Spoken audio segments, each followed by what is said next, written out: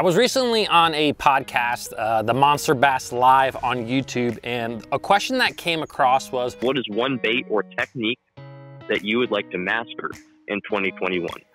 Actually, I just thought about this, and it is actually derived from watching so much Bassmaster Live on Chickamauga, but it's the glide bait.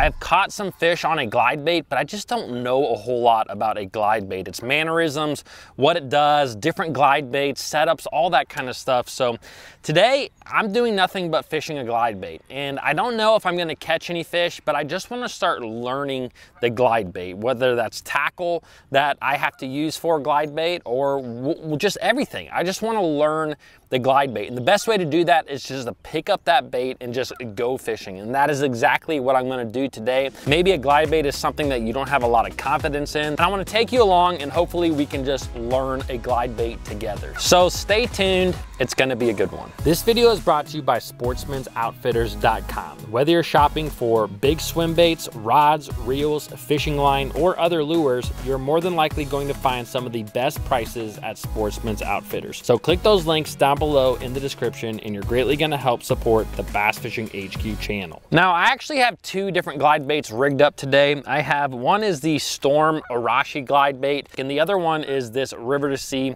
S-Waver. This is a little bit smaller bait. I really kind of want to start with some of these smaller glide baits before I kind of step up to some of those bigger glide baits. And the best thing about these two glide baits is they're not hundreds and hundreds of dollars. They're inexpensive baits. It's going to help me to just learn the basics of glide baiting. Probably one of the most important tips when it comes to learning a new lure of any sort is put your other rods away. The ones that you typically fish with, the ones that you catch a lot of bass with, because when you're out there trying to learn a new lure, you're gonna be really tempted to pick up those baits that always tend to work, especially if you're not catching a lot of fish on them. So put those lures away, just keep out that bait you're trying to learn.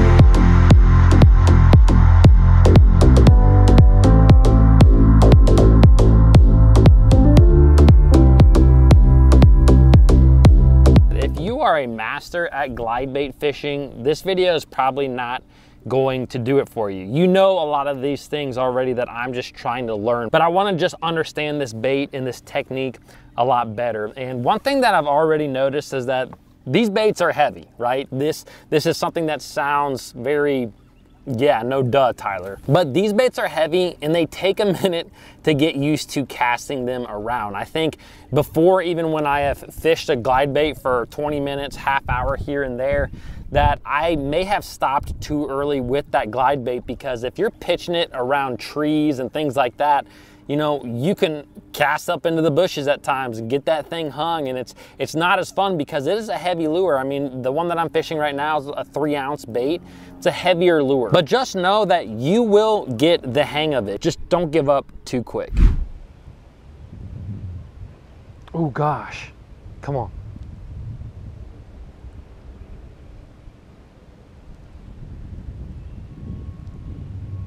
God.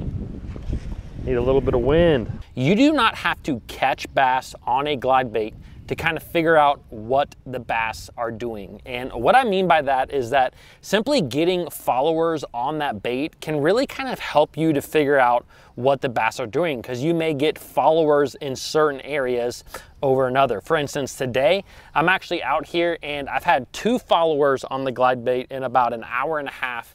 And both of those followers came on certain types of banks. In today's case, it was really, really flat banks. Right when I came in here, I had a follower. I fished a ton around this whole area. I got to another really flat bank and bam, another follower. Those banks right now, I think, are actually acting as like a dinner plate for the fish, a little shelf for the fish to kind of come up and feed before they actually go back to start spawning. And those are exactly where I've gotten those 2 followers from. If this was a tournament situation, I could maybe come back tomorrow, target these same areas, but maybe throw a bait that I thought I could actually get bit on. Maybe not, and I just had a bass A bass literally, you probably can't see that, but a bass literally just blew up on some bait right there. It was a small fish.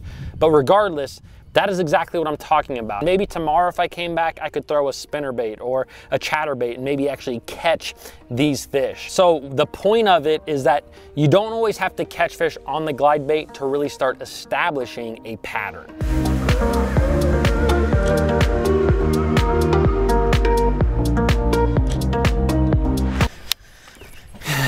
You know, one thing between these two baits that I've noticed after throwing them now for a little bit is that each bait kind of has its own rhythm. And I'm sure that that's true no matter what type of glide bait you buy. I mean, there is a ton of them on the market, but each one has a little bit different rhythm as far as how far out they will glide back and forth, and also kind of like the cadence at which you fish them. For instance, that S-Waver, you know, I'm fishing it a little bit faster. It's kind of doing smaller glides, where the Storm Arashi, you know, I expected it to kind of have a bigger glide because it's a bigger bait, but you kind of just get into a rhythm of how these baits glide back and forth and back and forth. When I first started fishing this today, I kind of always wanted to be looking at that bait because I didn't know exactly what it was doing underneath the water. But now after fishing it, I can kind of just feel what the bait is doing, if that makes sense. With my rod, with the line, everything, I can feel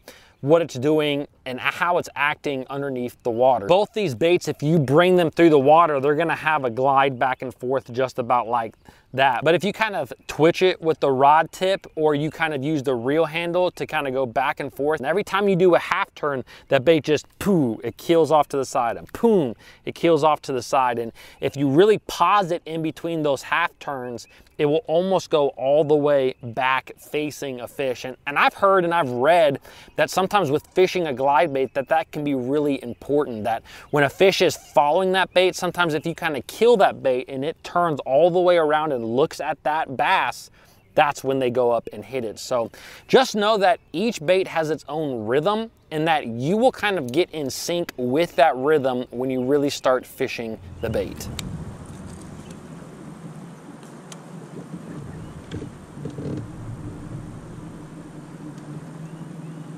Now, I think something that is important to know about glide baits is that fishing them in clearer water typically is a little bit better. This is a lot more of a visual bait for a bass. They're gonna see it from a distance and they're gonna come from a distance to get it. But what I have found from swim bait fishing in general is that you don't always have to have like gin clear water. I know that a lot of the water that I'm fishing here today may look extremely muddy to you guys, but you know, it's 2 foot, 2.5 foot of visibility. If I put my rod down or I see a bait in the water, I can see it down about 2.5 foot.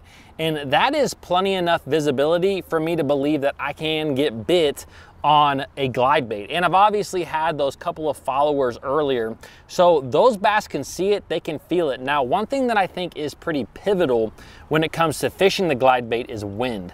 I think that wind is your best friend anytime you fish the glide bait. And something that I didn't have earlier with those followers is the wind. And I think that what the wind does is it really just helps those bass to commit to that bait. It's similar to fishing a spinner bait at times, where I think that a lot of times with a spinner bait, it's best to have a little bit of wind, at least a little bit of chop on the water. Now, with that being said, today I'm not just trying to catch fish, I'm just trying to learn this bait. So fishing it in areas where there's no wind, I'm completely fine with doing that, because again, I'm just trying to learn this bait a little bit better, and I'm trying to bring you guys along.